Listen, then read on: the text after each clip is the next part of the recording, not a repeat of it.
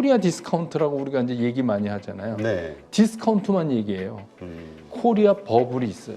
수급이 살아나면 사면 되는 거고 네. 수급이 꺾이면 팔아야 된다. 그러면 앞으로 괜찮아지는 산업이 뭔데 이거를 해야 되잖아요. 그러면 그것들을 놓고 어떤 걸 살 것인가를 정해야 돼요. 겁먹고 슬퍼하지 마시고 오히려 내가 살 날이 이제 사야 되는 날이 하루하루 다가오고 있다. 이렇게 좀 긍정적으로 생각을 하시면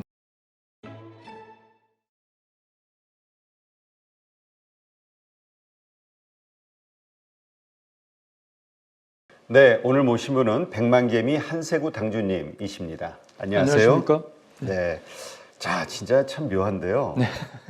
당주님이 오시는 날 그러게요. 항상 그 빅 네. 이벤트들이 있고 네. 시장에 변곡점들이 있는 네. 날이 많았어요. 저는 오히려 그래서 제가 좀 전해드릴 말씀이 그렇죠. 왜냐면 그 40년 이상의 그게 그래서 오히려 좀 그냥 밋밋한 시장에 나와서 얘기하는 것보다는 이런 변곡점 같이 느껴지는 때가 오히려 좋지 않을까 이런 생각을 하고 뭐 오늘도 그렇습니다. 네. 그래서 더 기대가 되는데요. 참 올해 한국 증시 1월 달 세계에서 꼴찌에 네. 거의 가까운 네. 그런 하락률을 보이고 있거든요. 네, 네. 어떻게 봐야 됩니까? 근데 이제 우리가 좀 자조적으로 우리나라 시장은 왜 이래? 응? 전쟁 난 나라보다 더 빠지는 게 어딨어? 뭐 이제 이렇게 얘기를 하거든요. 그리고 이제 뭐 안 되니까 나 이제 국장 떠나서 미장 간다. 막 이제 이러면서 이제 뭐 외국 그 증시로 가야 된다 이런 얘기 하시는데 이제 가장 중요한 건 제가 언젠가도 한번 말씀드렸을 거예요. 우리나라 시장이 어떤 특징을 가지고 있는가가 먼저 파악이 돼야 돼요. 왜냐하면 우리가 우리나라 시장에서 어떻게 보면 이게 전투를 하는 거 아닙니까? 그렇죠. 그렇게 해서 이제 돈을 벌어야 되는데 그럼 내가 싸우는 이 전쟁터가 어떤 특징을 갖고 있느냐가 파악이 안 되면 그러면 돈을 벌기가 힘든 거죠. 그래서 제가 일전에 한번 말씀드렸듯이 우리나라 시장은 모멘텀 시장이다. 미국 시장을 밸류에이션 시장이라고 한다면 우린 모멘텀 시장이니까 우리가 투자 결정을 하는 게 모멘텀 시장에 적절하게 맞는 방법을 써야 된다. 그래서 우리나라 시장은 그 어떤 시장보다도 수급이 우선한다. 그러니까 뭐 펀더멘탈이나 이슈나 이런 거는 뒤에 깔지만 주가를 움직이는 기본적인 그 원동력이 수급에 있다. 그게 이제 모멘텀 시장의 특징이에요. 근데 모멘텀 시장은 어떤 특징을 가지고 있느냐 하면 우리가 코로나 팬데믹 이후에 주가가 상승할 때 우리가 전 세계에서 제일 많이 올랐어요. 기억하실 거예요. 네, 그렇죠. 그 얘기는 무슨 얘기냐면 오를 때도 굉장히 빨리 오르고 떨어질 때도 굉장히 빨리 떨어진다. 그러니까 우리 이제 민족성 얘기하는 것처럼 쉽게 얘기하면 화끈한 시장이다. 근데 왜 그럼 우리 시장이 이렇게 됐을까? 이건 되게 간단해요. 우리 시장은 파생도 굉장히 탄탄해요. 다른 시장에 비해서. 네. 그러니까 외국 투자가들이나 다른 그 주체들 입장에서 시장을 보면 원 없이 팔고 원 없이 살 수 있는 시장이라는 거예요. 그러니까 원 없이 살 수 있고 원 없이 팔 수 있는 시장이니까 변동성에 극을 달릴 수밖에 없다. 그게 이제 우리나라의 시장의 특징이다. 그러면 이런 특징을 가진 시장에서 우리는 뭘 좀 주시해서 봐야 되느냐? 첫 번째가 코리아 디스카운트라고 우리가 이제 얘기 많이 하잖아요. 네. 디스카운트만 얘기해요. 코리아 버블이 있어요. 우리가 지나왔던 2차 전지 관련 이거 버블 아니에요? 버블이죠. 네. 밸류에이션은 훨씬 뛰어넘는. 근데 그렇죠. 거기에 그럼 외국인들이 그때 당시에 막 공매도가 밸류에이션하고 비슷할 때 공매도 치겠어요? 정신 나가기 전에. 공매도도 그게 거품이라고 생각하는 한이 쪽에서 치는 거잖아요. 그러니까 그 얘기는 뭐냐면 우리가 맨날 주가 빠질 때만 우리 시장은 왜 코리아 디스카운트 막 이렇게 얘기하고 실제로 코리아 버블이 일어날 때는 그냥 오르니까 좋아 이러고 그냥 개의치 않는다는 거죠. 근데 오르니까 좋아가 그 버블이 나중에 우리한테 상당한 상처를 줘요. 네. 그렇기 때문에 우리 같은 이런 모멘텀 시장에서 우리가 기억해야 되는 거는 뭐냐면 디스카운트와 버블이 동시에 존재한다는 거예요.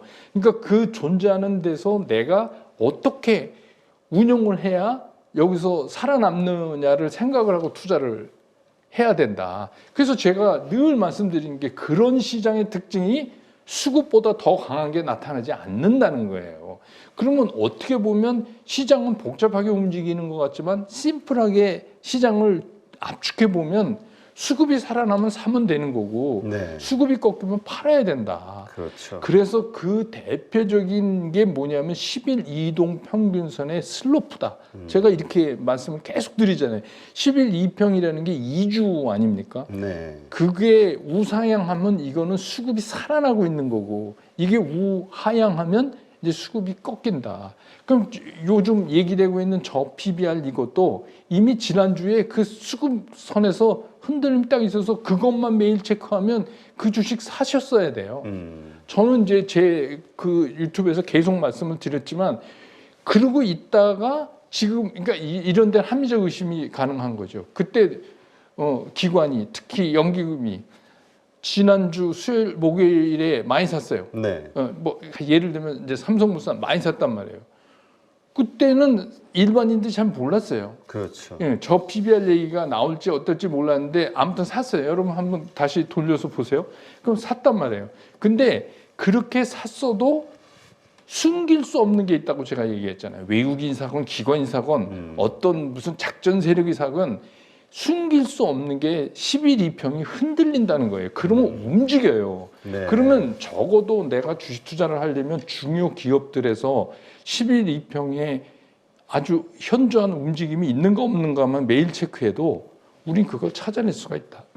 근데 일반 투자가들한테 다 뭐 아나운서 해주는 거 아니잖아요. 아 이제부터 저 PBR 얘기하겠습니다 이런 거 아니잖아요. 그렇죠. 그럼 우리는 그러면 연기금은 뭐 어떻게 미리 샀지? 이런 합리적 의심을 하고 거기다가 볼멘 소리 할 게 아니라 그걸 우리가 시장에서 찾아야 된다. 그리고 월요일부터 저 PBR 얘기가 슬슬 나오기 시작하면서 지금 더럭같이 딱 붙은 거 아니에요.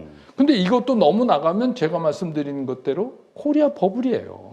근데 우리는 펀더멘탈 시장이기 때문에 그렇게 갈 수밖에 없어요. 그러면 이거를 잘못됐다고 얘기하기 전에 내가 이런 시장에서 투자를 하려면 어떤 자세를 가지고 투자를 해야 되는가를 먼저 정리해야 된다.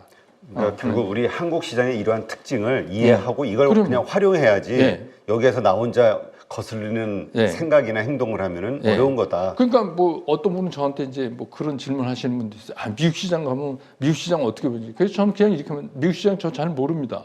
저는 한국 시장에서 40몇 년 경험을 했지 미국 시장은 여러분하고 거의 비슷해요.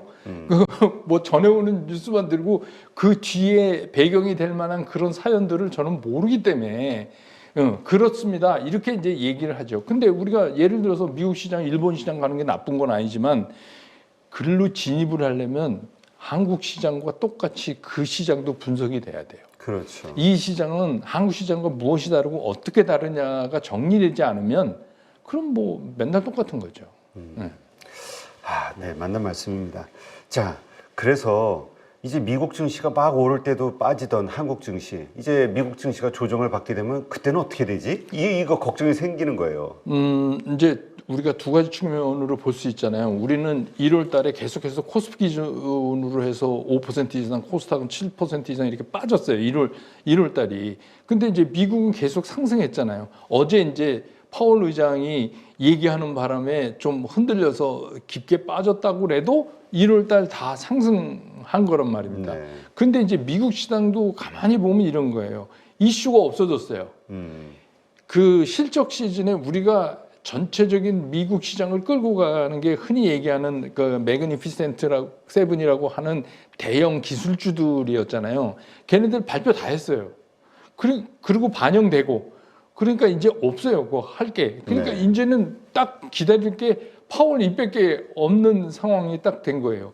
그리고 1월 중순이 지나면서 미국 시장의 특징이 뭐냐면 꼭 장중에 매물이 나왔다가 장 끝날 무렵에 다시 들어올리고 이런 거를 반복하고 있다. 그 얘기는 무슨 얘기냐면 여기서도 이식 매물, 소위 얘기하는 그 먹은 물건들이 자꾸 팔고 싶게 사람들을 만든다 하는 거죠. 그러다가 이제 파월 의장이 이 얘기를 하니까 어제 이제 덜컹 내려앉았어요. 근데 이제 덜컹 내려앉은 게 일시적인 건지 아니면 이게 이제 계속해서 미국 시장도 좀 조정받으면서 쉬어가는 거를 예고하는지는 2, 3일 더 봐야 되겠지만 그렇지만 미국 시장이 조정이 받을 때 한국 시장이 오르느냐 안 오르느냐는 진짜 이거는 점쟁이 같은 얘기인데 근데 우리가 파악할 수 있는 게 있어요. 왜냐하면 제가 말씀드린 대로 우리 시장은 수급을 우선으로 하는 그 시장이기 때문에 가장 중요한 건 강력한 수급의 주체가 뭐겠어요? 외국인이죠. 그렇죠. 그러면 과연 외국인들이 들어오느냐를 그거 뭐 2, 3일 늦게 샀다고 별일이 벌어지는 게 아니니까 그거를 파악해야 돼요. 그러니까 절대 수급의 주체가 지금 외국인이에요. 우리 시장에서는. 네. 그러니까 그거를 체크하시면 아, 미국 조종을 받지만 우리는 우리 나름대로 근데 우리 나름대로 되려면 우리만 갖고는 안 돼요. 소위 말하는 이제 이머징 마켓 쪽으로 좀 이 외국인들이 시각이 좀 틀어져야 되는 문제가 있어요. 네. 거기에 이제 절대적인 게 중국이죠. 그러니까 이제 중국이 어제 뭐 5년 만에 최저치 아니에요. 네, 그러니까 그렇죠.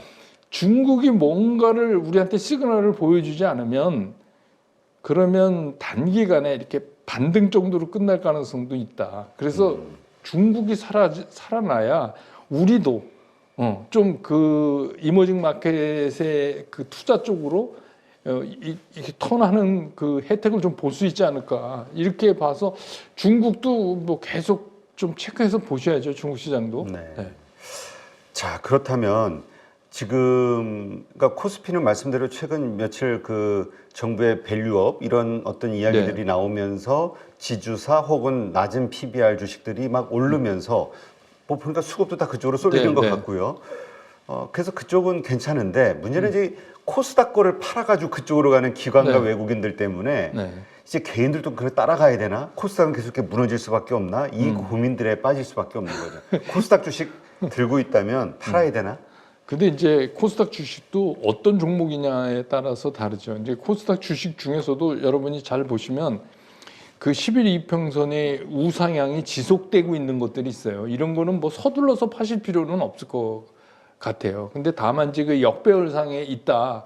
그러면 이거는 이제 시간과의 다툼을 우리가 계산을 해야 돼요. 내가 이거를 시간을 많이 소비해서 기다릴 거냐, 아니면 이걸 팔아갖고 옮겨갈 거냐.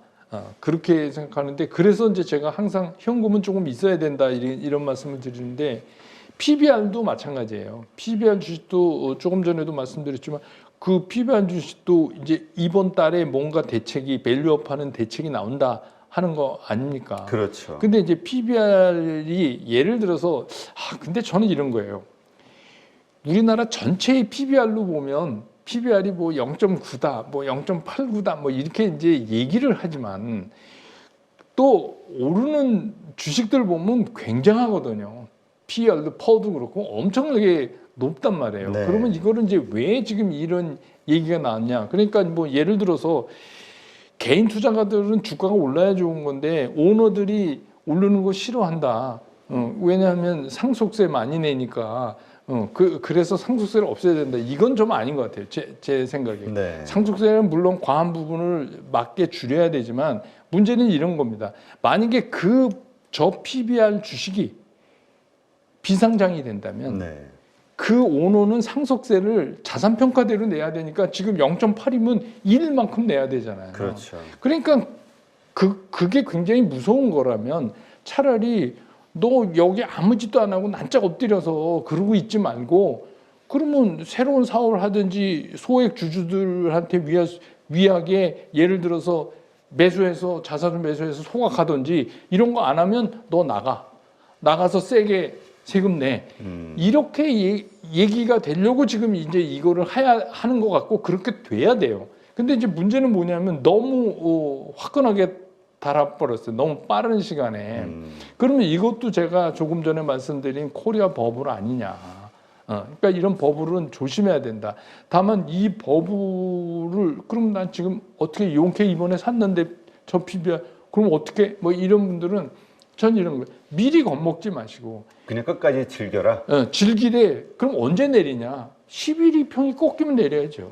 그건 뭐냐면 2주간의 평균 가격보다 지금 거래되는 가격이 떨어진다는 얘기잖아요. 그렇죠. 그러면 수급이 깨지고 있는 거잖아요. 그러니까 그런 때까지는 이것도 어떻게 보면 이슈니까 시장에서 이슈 배제하고 얘기할 수 없고 더군다나 우리나라 같은 성격의 시장에서는 그냥 하는 수밖에 없다. 다만 그때를 기억했다가 매일 체크하시면서 그때 내려야 한다. 이제 그런 말씀을 드릴 수밖에 없죠. 네. 지금 그러니까 이제까지 사실 그 우리가 하나의 테마를 형성하면서 올랐던 많은 주식들이 있잖아요. 예. 그 뭐 2차 전지도 네. 그렇지만 2차 전지는 그러나 어쨌건 지난 가을서부터 쭉 밀려 네, 내려오는 네. 과정이 있었고 뭐 AI 주라든가 이런 것들 최근에 뭐 반도체 관련 중소형주들 많이 올랐었단 말이에요. 역시 버블 논란이 있을 정도로 올랐고 이런 거 그래서 좋아서 가지고 있던 분들 입장에서는 갑자기 막 30%씩 막 마이너스 나니까 대응도 못 하고 네. 이럴 때는 어떻게 해야 됩니까? 근데 종목 교체를 해야 될까요? 이게 대응을 하셔야 돼요. 그러니까 이런 거잖아요.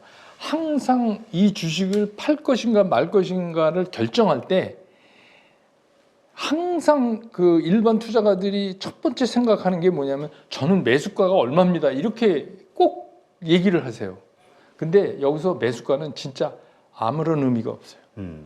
그건 그냥 본인 얘기지 시장에서는 그분이 얼마에 샀는지는 전혀 의미가 없다. 그러니까 제가 늘 말씀드린 것처럼 이 시장은 디스카운트와 버블이 계속 이어져 나가는 시장이기 때문에 그게 예를 들어서 수급이 깨지는 순간이면 거의 내 주식이지만 내가 아닌 제3자가 와서 팔아주는 것처럼 팔아야 한다. 진짜 야멸차게 그냥 딱 그것대로 팔아야 된다.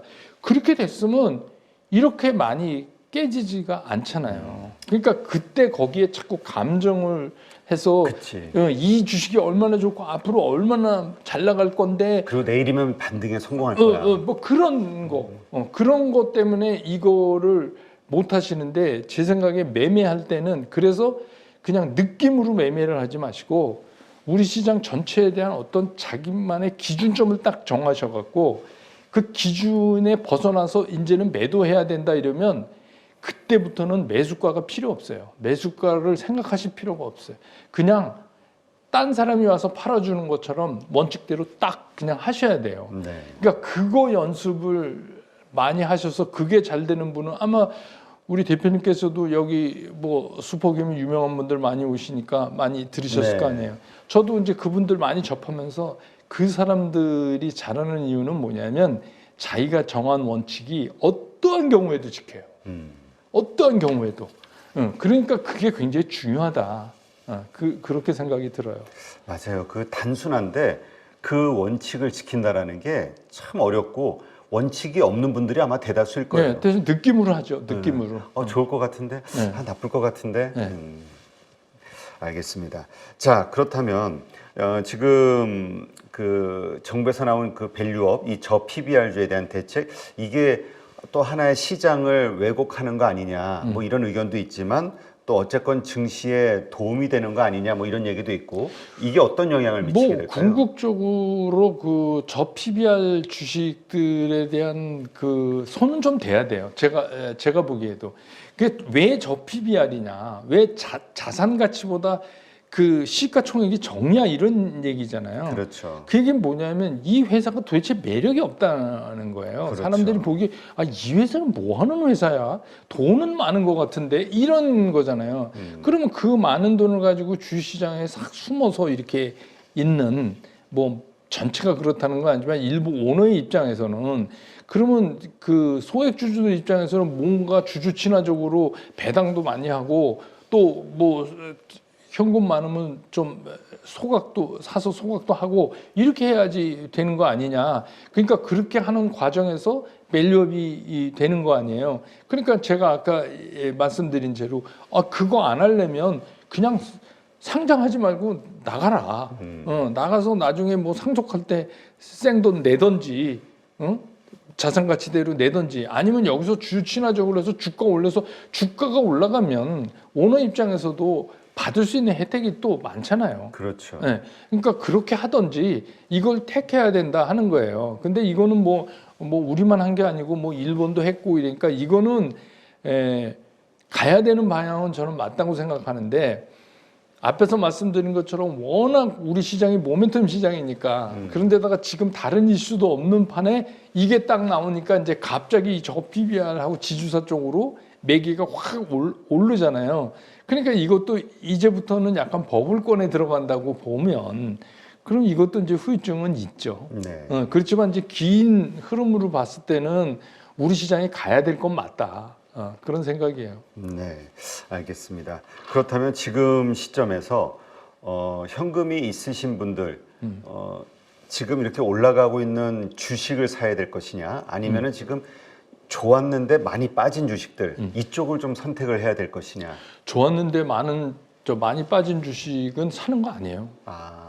그러니까 예를 들어서 좋았었다가 많이 빠져서 지금 사야 된다 하는 거는 어떤 때 얘기냐면 유동성이 엄청나게 풍부해요. 우리 2020년 기억하듯이. 네. 그래서 뭐 그냥 누가 먼저 가고 나중 가고의 차이만 있지 전체적으로 시장이 다 올라가는 그런 상황에서는 그런 선택이 필요할 때도 있어요. 그렇지만 지금 계속 빠지고 있다는 얘기는 무슨 얘기냐면 수급 라인이 죽어 있다는 거거든요. 네. 그 얘기는 여러분이 아마 보시면 제일 밑에 일봉이 있고 그 다음에 5일선이 있고 그 위에 10일선이 있고 이렇게 역배열이 돼 있을 거예요. 뭐 얘기 하나마나 그런 주식이에요. 그러면 그거는 사면 안 되죠. 왜냐하면 또 지루한 시간을 많이 보내야 되는데 다만 떨어져서도 사야 되는 것들은 어떤 거냐면 10일 이평이 우상향 쪽으로 플랫하다가 들면서 5일 이평이 10일 이평 위에 있고 일봉이 5일 위에 서서 움직이기 시작하는 거. 그러면 그게 낙폭이 크더라도 이제부터 수급 개선에 들어왔다고 보이는 거 아니에요. 그렇죠. 예, 그러면 이제 그런 거라면 사볼 수 있다. 그러니까 이제 뭐 예를 들어서 어떤 주식이 잘 가는데 반도체에 그런 거 많아요. 팍팍하게 11, 2평이 서서 잘 가는데 이게 뭐 매일 오를 수는 없잖아요. 그럼 가다가 좀 이렇게 빠지고 가다가 빠지고 그럼 제가 이게 너무 겁먹지 마세요. 왜냐하면 11, 2평이 수급 라인인데 네. 그게 죽지 않으면 주식이 어떻게 맨날 오릅니까?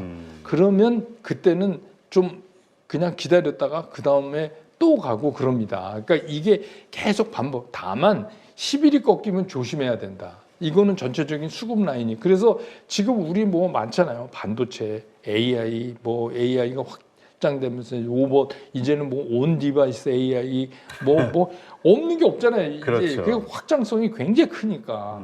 그러니까 이제 그런 쪽에라든지 그다음에 이제 뭐 인류가 이제 자꾸 추구하는 게 그렇다 보니까 바이오 쪽에도 새로운 개념의 이런 것들이 자꾸 나오고 이제 뭐 일론 머스크는 뇌에다 칩까지 심고 막 이러니까 이제 그런 쪽이라든지 그러니까 또 정통적으로 돈을 앞으로 계속 잘 벌어 당분간 나갈 수 있는 뭐 해운 쪽이라든지 뭐 많아요 그런 것들은. 네. 근데 그것들이 실제로 그런 그 모양새를 수급 라인의 모양새를 갖추고 있나가 먼저 점검돼야 될 것 같아요.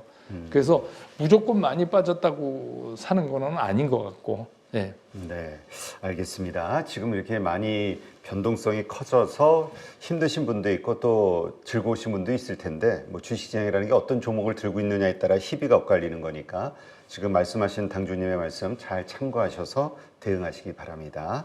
지금 중국 증시, 홍콩 지금 무섭게 빠지고 있습니다. 그래서 뭐 홍콩 증시 그 기초 자산 해가지고 ELS 상품 뭐 지금 우리 한국 뭐 몇 조가 까지게 됐네 뭐 이런 얘기들이 나오는데 이러다 근데 중국 뭐 여러 가지 말이긴 하지만 계획을 막 발표했잖아요. 부양책, 증시 부양책, 경기 부양책. 근데 먹히질 않네요. 그러니까 이제 이런 게 중국도 이제 우리랑 조금 비슷한 성격을 가지고 있죠. 근데 이제 주식 시장을 제가 우리나라 주식 시장을 얘기할 때 모멘텀 시장이다. 그래서 디스카운트와 버블이 항상 공존한다 이런 말씀드렸지만 이제 전체적인 그 투자 대상으로 봤을 때 우리하고 중국은 부동산 쪽에 버블이 사실 너무 많은 거예요. 네. 그래서 이 부동산의 버블이 뭐 일시적으로 어느 정도가 아니라 그게 너무 크기 때문에 중국 입장에서도 좀 이제 심한 단계를 넘어가 있기 때문에 제가 보기에 이 부양책이 발표되고 계획한다고 해서 바로 이게 반응을 주고 그러지 않을 거예요. 그러니까 원래 부양책이라는 게 여러분 이제 이런 거잖아요. 부양책이 나온다는 얘기는 경기가 거의 사람으로 치면 중환자 상태까지 간 거잖아요. 네.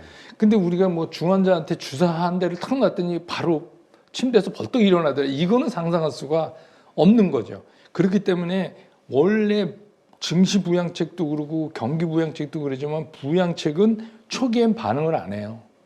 아무 반응을 안 합니다. 그래서 계속 부양책이 거듭돼야 돼요. 거듭되다가 이 어떤 문제가 생각하면 우리가 이제 샤워 꼭지 아이 뜨거 하는 것처럼 부양책이 너무 많이 거듭되다가 이게 한꺼번에 반응을 하기 시작을 해요. 네. 그래서 이제 그러면서 이제 조금 다운시키고 이런 거를 늘 반복해 왔잖아요. 그러니까 중국도 이게 지금 거듭되고 있지만 아직은 이게 양이 안 찬다. 그리고 그 부양책에 대한 반응이 시장에서 오지 않는다. 오히려 부양책 나오면 이거 기대만 못한데 이러고 오히려 이제 좀 빠지는 이런 것들이 이제 나타나잖아요. 네. 그렇지만 뭐 저는 이렇게 생각하는 거예요. 그럼 중국 경제 위기가 앞으로 진짜 현실화 될 거냐? 근데 저는 이제 현실화가 뭔데? 이미 온 건데 뭘 이미 현실화 된 거예요, 지금 중국이. 예. 그러니까 이건 뭐냐면 이제 그 우리가 느끼는 게 뭐냐? 그럼 중국이 폭삭 망하냐? 이제 이런 거잖아요. 그 뉘앙스의 그건 잘 안 돼요. 왜 그러냐면 중국이 이미 이걸 모르는 일도 아니고 네. 지금 이제 그 강도를 부양책 강도를 이건 찔러보고 저거 찔러보고 이러면서 계속 하고 있는 거 아니에요. 그렇기 때문에 그냥 진짜 중국이 진짜 폭삭 망하면 표현이 좀 웃기지만 세계 경기에 굉장히 충격을 줄 거거든요. 그렇죠. 네, 그렇기 때문에 거기까지는 가지를 않을 것 같은데 다만 이 부양책들에 대한 중국 경기나 시장의 반응이 언제 긍정적으로 나타나느냐는 앞으로 더 시간이 필요한 거 아니냐. 왜냐하면 워낙 이쪽에 지금 부동산 쪽에 버블이 심했었기 그렇죠. 때문에 이제 그런 걸로 이해하시면 되고 결국은 그게 해결이 돼야 우리 시장도 뭐 지금 뭐 우리가 물건 파는 건 중국에 굉장히 축소됐지만 그런 의미에서 말씀드리는 게 아니라 중국 경기가 살아나서 중국이 우리 물건 많이 사가고 그 의미가 아니라 세계적인 투자의 그 스코프 자체가 이머징 마켓으로 돌아야 되잖아요. 그렇죠. 그래야 이제 우리도 무슨 덕을 좀 볼 텐데 그것 자체가 아직은 좀 의문점이 있는 거예요. 그러니까 중국이 살아나면 저는 이렇게 봐요. 중국이 고생 많이 했고 5년 내에 최저됐고 이랬기 때문에 가장 많이 오를 수 있는 데를 가지 않겠어요, 그 사람들. 그렇죠. 그러니까 우리 생각에 그렇게 되면 중국이 조금 살아나면 중국보다 우리가 나니까 우리한테 투자 많이 하겠네. 이게 아니라 그냥 많이 반발될 수 있는 데를 택하죠. 원래 그 투자의 패턴이 그러니까. 그래서 어쨌든 간 우리 시장에도 상당한 영향을 미치고 있는데 시간은 좀 걸릴 것 같아요. 그렇지만 저는 완전히 이게 뭐 두 손 놓고 자빠지는 거기까지는 이제 우려는 하시지만 갈 수가 없다. 우리가 하도 오를 때는 반영이 안 되면서 중국 증시가 빠지면은 같이 우리도 빠져버려가지고. 지금 말씀드렸는데 우리는 큰 그 세계적인 투자의 큰 흐름에서 보면 카테고리가 그쪽에 있잖아요. 그렇죠. 네. 그래서 이제 좀 오르기를 바라는데 아직은 그러니까 중국발 호재로 우리가 좀 긍정적 그 영향을 받기는 아직은 좀 난망하네요. 네. 그러니까 뭐 어제도 호주 같은 경우는 2021년 8월 이후 최고잖아요. 일본도 올랐고. 근데 홍콩 작살나고 중국 작살나고 우리도 그렇고 그런 거잖아요. 그러니까 그 차이예요. 그 차이를 어떻게 되느냐는 이머징 마켓에 대한 생각이 달라져야 되는데 그게 달라지는 결정적 계기는 중국이 살아나는 뭔가의 모습이 잡혀야 된다는 거죠. 네. 자, 그러면 우리 증시에 또 영향을 줄 만한 요소로 이제 금리 인하 이 기대감이 일단 좀 멀어졌는데 사실 3월 달에 할 거라고는 말은 그렇게 시장에서 나왔지만 그 믿었던 사람 별로 없었을 건데 그럼에도 불구하고 시장은 미국 증시는 영향을 받았어요. 시장이 이제 제가 늘 말씀드린 시장은 매번 원해요. 시장은 매번 미리 이렇게 원합니다. 그 시장이. 그러니까 어제 미국 시장 보면서 상당히 제가 좀 재밌다면 좀 표현이겠지만 이거 재밌다는 느낌이 뭐냐면 어제 10년 국채금리가 떨어졌어요. 이게 일종의 이제 어떻게 보면 시장의 앙탈 같은 거거든요. 금리 안 내린다는데 올라야 되는데 그럼 이게 뭐지? 그러니까 어저께 하루 종일 미국 시장도 되게 좀 웃겼단 말이에요. 네. 그 흐름 자체가. 그러니까 뭐 마지막에 제가 조금 전에 들어오기 전에 보니까 3월에 금리 인하를 시작할 거다. 시작할 거다가 굉장히 강했는데 못할 수도 있다가 65%가 넘어버렸어요. 그러니까 시장이 이제 그렇게 보고 있는 거죠. 근데 이거는 어떻게 보면 연준으로서는 이렇게밖에 얘기할 수가 없는 입장이잖아요. 그렇죠.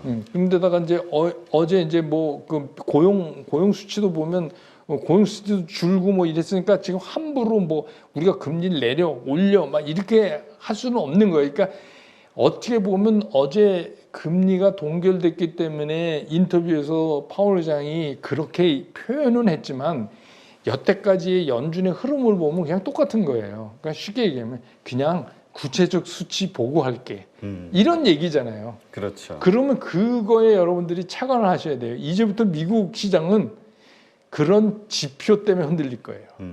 그러니까 여태까지는 이제 실적 시즌이었기 때문에 근데 중요한 종목은 다 나왔어요. 실적이. 그러니까 이제부터는 뭐가 이슈가 될 거냐. 이제부터는 그런 지표예요. 그러니까 연준의 행동에 영향을 줄 수 있는 그런 지표들 그런 게 그리고 뭐 연준이 그렇게 계속 강하게 나쁘게만 한 거 아니에요. 사실은 그 긴축 그 평양 지속으로 간다는 거는 파월 의장이 인터뷰할 때 빼버렸어요. 네. 원래 있는데 그러니까 그런 걸로 보면 그 추가적인 그 정책 그 긴축에 대한 이런 거 문구를 뺀 거 보면 연준도 굉장히 많이 생각을 했을 거다. 네. 이게 이제 시장에 어떤 영향을 줄 것인가 이런 거에. 그러니까 제가 이제 그때도 먼저에도 말씀드렸지만 이 금리가 금년에 내릴 수 있다는 거는 모두 동의해요.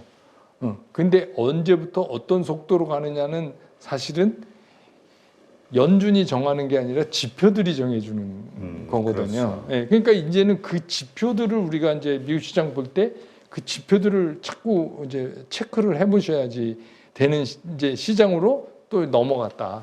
이렇게 보시면 될 것 같아요. 네. 자, 그러면 이러한 거시적 환경 하에서 우리가 어떻게 투자의 마인드를 가져야 되느냐, 비중을 정말 지금은 어느 정도 싣고 가야 되느냐. 저는 이제 그 2월 시장이 좀 주가가 빠져면 조금 힘들기는 하지만 어떻게 보면 또 기회를 잡을 수 있는 시장. 현금이 있는 분들에게. 네, 그래서 제가 이제 지난번 나왔을 때도 현금 비중 말씀을 드렸잖아요. 그래서 우리가 이제 늘 강구하는 게 뭐냐면 주가가 앞으로 좀 한 번 더 크게 빠지고 나면 우리한테 기회를 줄 겁니다. 이렇게 이제 얘기를 하면 그러면 기회를 좀 뭐예요? 현금을 마련해야지. 그렇죠. 그러니까 항상 그게 포트폴리오 상에 같이 움직여야 돼요. 그래서 이제 저는 이게 너무 복잡해서 모르겠습니다 하는 분들한테는 되게 쉽게 말씀을 드려요. 어떻게 하느냐. 코스피를 딱 놓고서 한번 이렇게 보셔갖고 10일 이동평균선이 밑으로 계속 가고 있으면 현금을 좀 늘리셔라. 그러니까 예를 들면 이제 현금 늘리는 방법은 뭐예요? 기존의 주식을 팔아야 되잖아요. 그렇죠. 기존의 주식 중에서 각각의 종목별로 수급선이 11 이평이 우양향 살아있는 건 기다리고 꺾이면 팔아야 한다. 매수 가격에 관계없이. 예, 그러니까 팔아서 그걸 어떻게 한다? 그거를 현금으로 갖고 있어야 된다. 왜냐하면 전체적인 시장의 11 이평인 수급 라인이 계속 죽고 있으니까. 그러면 현금을 마련하면 여러분들이 참고를 하시려면 작년 11월 초를 한번 보세요. 작년 11월 초에 10월에 빠지다가 11월 초에 딱 가면서 코스피의 11 이평이 딱 돕니다. 네. 딱 돌아요. 그 얘기는 무슨 얘기냐면 수급이 살았다. 그러면 그때는 어떻게 한다? 갖고 있는 현금을 이제 쓰기 시작을 해야 돼요. 그러면 어떤 걸 산다? 제가 말씀드린 빠졌다가 수급선이 올라가는 종목을 사야 된다. 네. 그때는. 그러니까 그렇게 계속 운영을 쫓아가면서 하는 게 주식 투자하는 거예요. 그냥 누가 뭐 좋을 것 같아요. 그거 사세요. 이러는 게 아니고.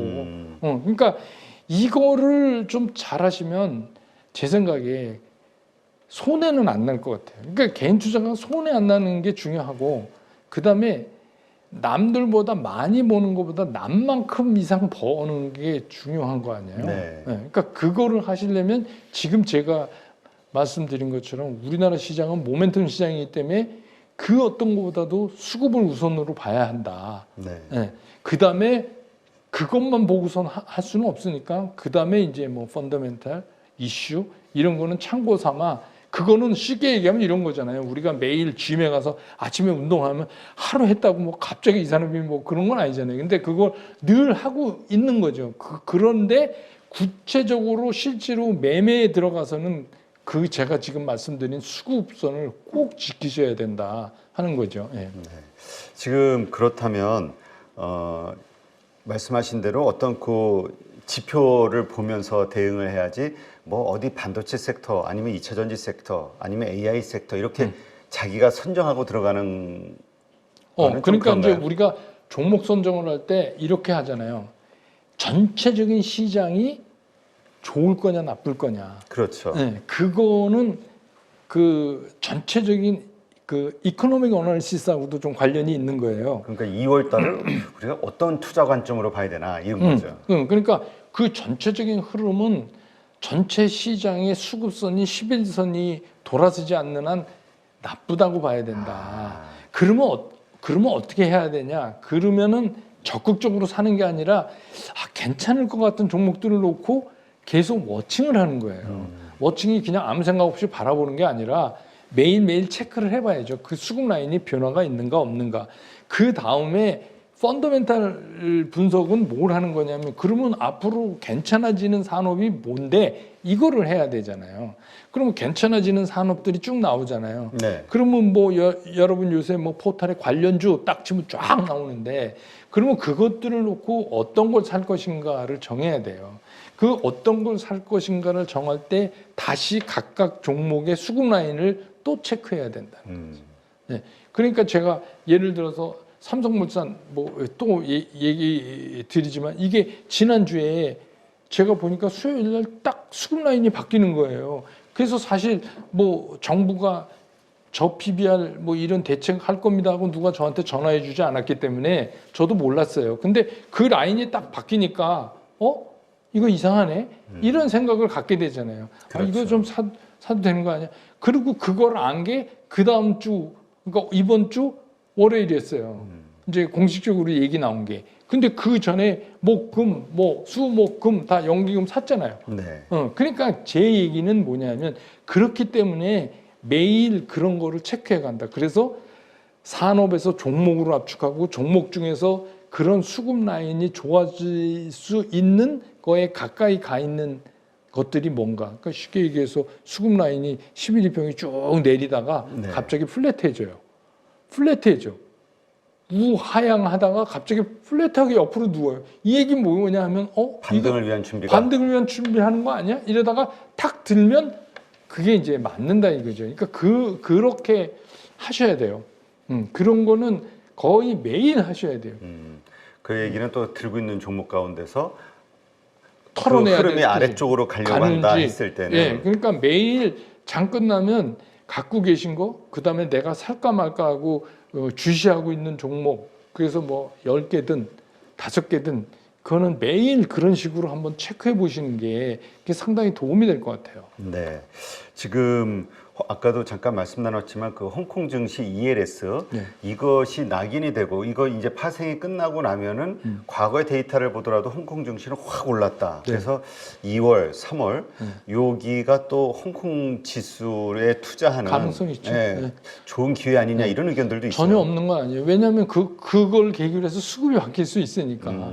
그러니까 그거는 그냥 단순하게 보셔야 되죠. 근데 예를 들면 이제 제가 우려하는 건 뭐냐면 그랬기 때문에 만기 전에 먼저 들어가 있는 거를 하면 안 돼요. 그러니까 우리가 항상 급한 이유가 뭐냐면 내가 남보다 더 벌어야 되겠다. 이런 생각을 더 싸게 사겠다. 네, 그렇기 때문에 수급 라인이 완성이 안 됐는데 먼저 들어가 버린단 말이에요. 그러면 그거 미래니까 모르잖아요. 안 될 수도 있는 거잖아요. 그랬을 때 굉장히 충격이 커요. 그러니까 그러지 마시고 홍콩에 투자하시는 분들도 마찬가지예요. 그게 완전히 끝나고 그 초입에 감이 딱 잡힐 때가 2, 3일 늦게 사셔도 돼요. 그러니까 그렇게 성급하게 하실 필요가 없다. 그런데 제가 보기에는 2, 3월에 기회가 올 수 있으니까 포트폴리오 상에 있는 현금을 잘 유지하면서 끌고 가시면 이번에는 기회를 잘 잡으실 수도 있을 것 같다. 이런 생각이 드는 거죠. 지금 한국 시장이 이렇게 좀 변동성이 크고 어렵다 보니까 그냥 미국장으로 가야지, 일본 증시로 가야지. 음. 계속해서 우상향 가고 있으니까 이런 분들이 많이 있거든요. 근데 뭐 저는 괜찮을지 모르겠어요. 가시는 건 자유지만 내가 지금부터 뛰어들어야 할 전쟁터가 어떤 데인지는 알고 가셔야지. 그냥 되죠. 사놓으면 그냥 자연히 우상향으로 갈 거다라고 생각하면 안 된다는 그 거죠. 우리 그 유명한 얘기 있잖아요. 세상 걱정 다 해도 애플 걱정을 하면 안 된다. 하게 생겼잖아요. 그러니까 그 얘기는 무슨 얘기냐면 종목이 중요한 게 아니에요. 그 더 줄여서 얘기하면 어느 시장이냐가 중요한 게 아니라 언제 사고 언제 파냐예요. 그러니까 같은 종목이 있잖아요. 같은 삼성전자를 사도 어떤 분은 돈을 보고 어떤 분은 손해가 나요. 네. 그 얘기는 어디에 있는 거냐면 매매 타이밍을 거꾸로 잡기 때문에 그런 거죠. 그러니까 가장 중요한 게 그런 거다. 종목보다 더 중요한 게 매매 타이밍이다. 그러니까 매매 타이밍을 맞추는 데는 수급이 절대적일 수밖에 없다. 물론 이제 뭐 미국 시장이나 해외 시장은 우리랑 조금 정도의 차이는 있겠죠. 근데 뭐 말씀드리지만 뭐 미국 시장은 뭐 저도 아마추어죠. 그렇지만 여러분 아시는 거랑 뭐 거의 비슷해. 근데 한국 시장에 관한 한은 제가 이제 이렇게 계속 말씀드리는 게 이게 제가 40몇 년 동안 해보니까 이게 90% 이상 확률이 있다. 그러면 이걸 따라야 되는 거 아니냐. 그러니까 그런 시각이죠. 지금 우리가 정말 최악이라고 생각하는 이 한국 증시, 그렇기 때문에 지금 살아날 만한 시점인 거 아니냐에 대한 고민. 그래서 떠날 저는 때가 아니라. 오히려 겁먹고 슬퍼하지 마시고 오히려 내가 살 날이 이제 사야 되는 날이 하루하루 다가오고 있다. 이렇게 좀 긍정적으로 생각을 하시면 오히려 시장에서 정확하게 그 타이밍 있는 것도 좀 도움이 되지 않을까. 원래 주식시장에서는 낙관론자가 잘합니다. 알겠습니다. 하여튼 이러한 것들 우리 가족분들 잘 참고하셔서 대응하시기 바랍니다. 요새 하여튼 그 어떤 종목을 가지고 있느냐에 따라서 너무 이 격차가 커가지고 힘들어하시는 분들. 근데 특히 코스닥은 개인 투자자들이 많이 가지고 있는 종목이다 보니까. 네. 근데 뭐 하여튼 기억하셔야 될 게 우리 시장에 디스카운트만 있는 게 아니라 버블도 있다. 그래서 혹시 내가 버블 안에 들어와 있는데 모르고 있는 거 아니야? 이것도 계속 체크를 하셔야 돼요. 네, 알겠습니다. 자, 오늘도 이렇게 좋은 인사이트 함께 해주신 한세고 당주님 고맙습니다. 감사합니다.